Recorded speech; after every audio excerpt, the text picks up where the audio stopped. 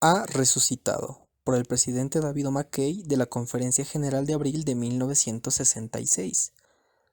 ¿Buscáis a Jesús Nazareno, el que fue crucificado? Ha resucitado, no está aquí. Mirad el lugar en donde le pusieron. Mis queridos hermanos y hermanas, recomiendo a todos el excelente sermón que acabamos de escuchar de un miembro del obispado presidente de la Iglesia.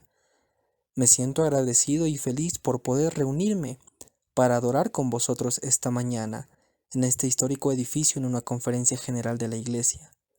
Expreso mis saludos y bendiciones a vosotros y a nuestro numeroso público de miembros y amigos que nos escuchan por radio y televisión.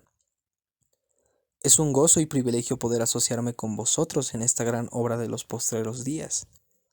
Al ponerme de pie ante vosotros para comunicaros un mensaje concerniente a la resurrección de nuestro Señor y Salvador Jesucristo, suplico las bendiciones del Señor para que me fortalezca e ilumine nuestros entendimientos para poder ver y toque nuestros corazones para poder sentir, con mayor profundidad de lo que se puede expresar meramente con palabras, el significado de este mensaje.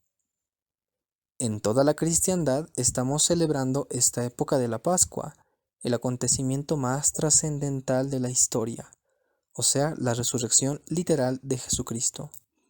Por más de 4000 años, el hombre solamente había visto en el sepulcro el fin de la vida. De todos los millones que habían sido colocados en ellos, jamás había vuelto uno solo como ser resucitado e inmortal.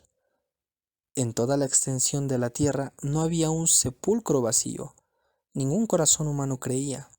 Ninguna voz humana declaraba que existiera tal cosa como una tumba despojada por el poder de un vencedor, más potente que el gran enemigo del género humano, la muerte. Fue por tanto un nuevo y glorioso mensaje que el ángel comunicó a las mujeres, que con miedo y amor se acercaban al sepulcro, en que Jesús había sido colocado. ¿Buscáis a Jesús Nazareno, el que fue crucificado? Ha resucitado, no está aquí. Mirad el lugar en donde le pusieron. Si por milagro entendemos un acontecimiento sobrenatural, cuyas fuerzas antecedentes son incomprensibles para la sabiduría finita del hombre, entonces la resurrección de Jesucristo es el milagro más trascendental de todas las épocas. En él se revelan la omnipotencia de Dios y la inmortalidad del hombre. Sin embargo, la resurrección es un milagro solo en el sentido de que sobrepuja la comprensión y entendimiento del hombre. Para todos los que la aceptan como hecho, no es sino una manifestación de una ley uniforme de la vida, pero por causa de que el hombre no entiende la ley, lo clasifica como milagro. Hay muchas personas que rechazan la realidad de la resurrección de Jesús, creen o profesan creer en las enseñanzas de Cristo, pero no aceptan su nacimiento virginal ni su resurrección literal de la tumba. Y sin embargo, este segundo hecho fue el fundamento mismo de la primitiva iglesia cristiana. Aún en la actualidad, algunos de los principales religiosos están afirmando que Jesús está muerto. Algún día el entendimiento del hombre podrá hacer salir de las tinieblas del misterio a la luz del entendimiento el importantísimo acontecimiento de la resurrección. Recientemente, al dirigirse a una congregación de universitarios, un científico dijo: "El hombre tan solamente ha empezado a buscar. No puedo cesar de sentir asombro y reverencia ante las maravillas del universo que me rodea. Es difícil imaginar que esto aconteció por sí sin la intervención de un poder que sobrepuja la comprensión del hombre. Aquel que niega la existencia de un poder superior al conocimiento preciso del hombre carece de la necesaria humildad y objetividad que son necesarias para la buena labor científica". Una vez que establezcamos como hecho que el Cristo efectivamente resucitó su cuerpo y se apareció como un ser glorificado y resucitado, habremos contestado la pregunta de las edades. Si el hombre muriere, ¿volverá a vivir? Sabemos por cierto que la resurrección literal de Cristo de la tumba fue una realidad para los discípulos que lo conocían íntimamente. En sus mentes no había absolutamente ninguna duda. Eran testigos del hecho. Sabían porque sus ojos vieron, sus oídos oyeron y sus manos palparon la presencia corpórea del Redentor resucitado. En la ocasión en que los 11 se reunieron para seleccionar al que habría de tomar el lugar de Judas Iscariote, el apóstol principal Pedro dijo: Es necesario, pues, que de estos hombres uno sea hecho testigo con nosotros de su resurrección. Siempre me ha interesado estudiar acerca de la clase de hombres que se asociaban con los apóstoles en esta época, de entre quienes se escogió a este testigo especial. Eran varones que habían sido testigos de la resurrección. Únicamente tal hombre era considerado capacitado y digno de ser escogido como uno de los 12 apóstoles. En otra ocasión, Pedro declaró ante sus enemigos, los mismos hombres que habían dado muerte a Jesús sobre la cruz: Varones israelitas, oíd estas palabras. A este Jesús resucitó Dios, de lo cual todos nosotros somos testigos. Sobre el valor y significado de la proximidad e intimidad de los autores de las epístolas, la escritora Beverly Nichols dice: se hallaban al alcance de la voz de Cristo, hablando históricamente, como quiera que sea, cuando sus ideas tomaron forma, que más tarde fueron escritas. Los vientos difícilmente habían tenido tiempo para borrar las sagradas huellas de sus pies en las arenas que pisó. La lluvia aún no había tenido tiempo para deslavar con sus lágrimas insensibles la sangre sobre la madera putrefacta de la cruz abandonada. Sin embargo, estos hombres sabían, no puedo continuar usando la palabra creer demasiado vaga e insípida, que Dios había descendido a la tierra en la forma de cierto hombre, que éste había padecido una muerte obscena y grosera, y que la manera grotesca de su muerte había redimido al género humano del pecado. Sabían además que se había levantado de los muertos al tercer día y ascendido a los cielos. Esta proximidad al acontecimiento resalta el valor de la evidencia dada por los apóstoles. Su testimonio cobra mayor importancia debido al hecho de que con la muerte de Jesús, los apóstoles se llenaron de desánimo y tristeza. La presencia de Cristo los había sostenido e inspirado por 2 años y medio, pero ahora Él ya no estaba. Se encontraban solos y parecían estar confusos e impotentes. No es con timidez ni con sentimientos de duda, melancolía y desánimo que se hace creer a un mundo escéptico. Los pensamientos vacilantes y desesperados que había en los apóstoles el día de la crucifixión jamás podrían haber estimulado a la gente a aceptar una creencia impopular y a morir como mártires de la causa. ¿Qué pues fue lo que repentinamente transformó a estos discípulos en confiados, audaces y heroicos predicadores del Evangelio de Jesucristo? Fue la revelación de que Cristo se había levantado de la tumba, se habían realizado sus promesas, se había cumplido su misión mesiánica. Insto a cuantos puedan escuchar mi voz a que consideren cuidadosamente los testimonios de estos testigos oculares, cual se hallan en el Nuevo Testamento, cuya honradez no es impugnada ni aun por la crítica escéptica. Uno de los mensajes gloriosos dados por Cristo, nuestro Redentor, es que el espíritu del hombre pasa triunfantemente por las puertas de la muerte a la vida eterna. Para él, este curso terrenal no es sino como un día, y su fin como la puesta del sol de la vida. La muerte no es más que un sueño, viene seguida de un glorioso despertar en la mañana de un reino eterno. Mientras que María y Marta solo veían a su hermano como un cadáver en la oscura y silenciosa tumba, Cristo lo veía como un ser viviente aún. Este hecho queda expresado en las 2 palabras que él pronunció: Lázaro, duerme. Si todos los que toman parte en los servicios de la Pascua supieran que el Cristo crucificado efectivamente resucitó al tercer día, que después de saludar y de verse reunido con otros en el mundo de los espíritus, nuevamente su espíritu reanimó a su cuerpo traspasado, y después de permanecer entre los hombres por el espacio de 40 días, ascendió como alma glorificada a su Padre, ¿qué paz tan benigna llegaría a las almas hoy acongojadas por la duda y la incertidumbre?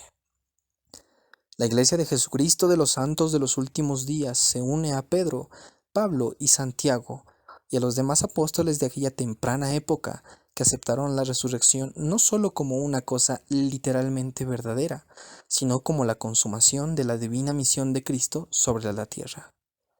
1800 años después que Jesús murió sobre la cruz, el profeta José Smith declaró que el Señor resucitado se le apareció y dice al respecto: vi a 2 personajes, de un brillo y gloria indescriptibles, en el aire arriba de mí. Uno de ellos me habló llamándome por mi nombre, y dijo señalando al otro: Este es mi hijo amado, escúchalo. Más tarde, refiriéndose a la realidad de esta visión, testificó en esta forma: Había visto una visión, y yo lo sabía, y comprendía que Dios lo sabía, y no podía negarlo, ni osaría intentarlo. Por lo menos entendía que al hacerlo ofendería a Dios y caería bajo condenación.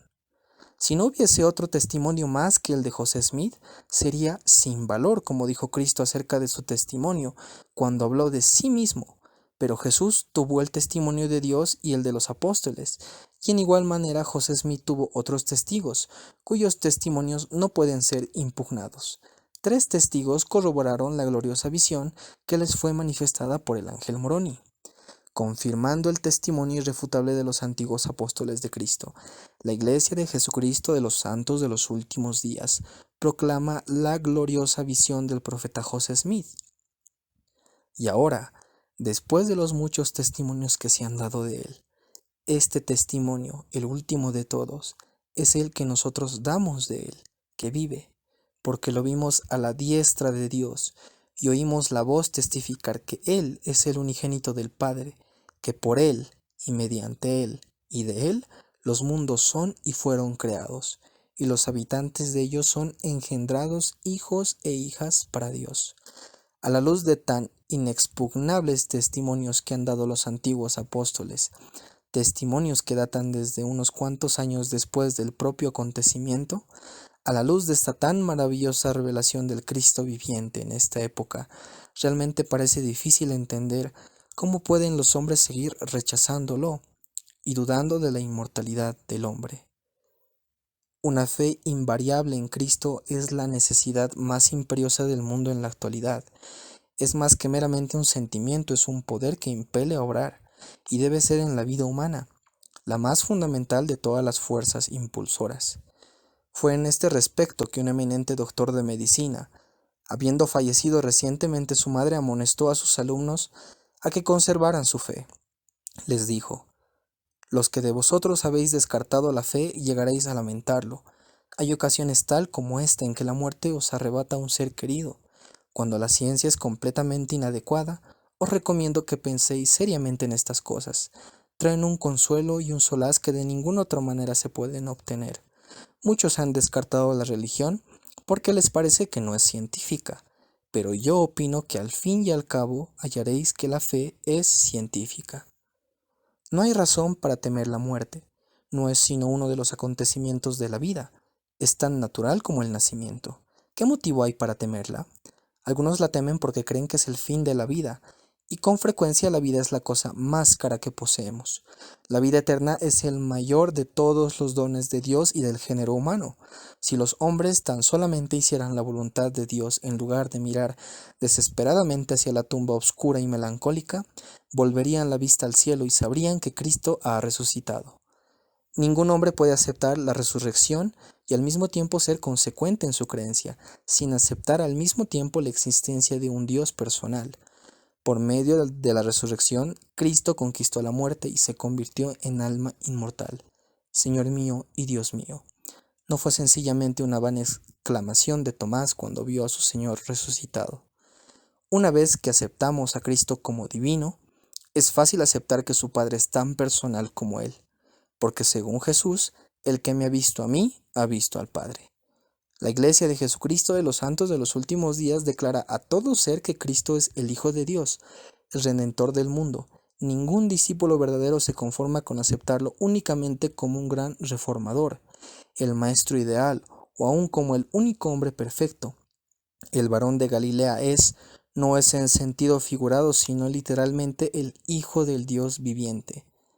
La creencia en la resurrección también connota la inmortalidad del hombre.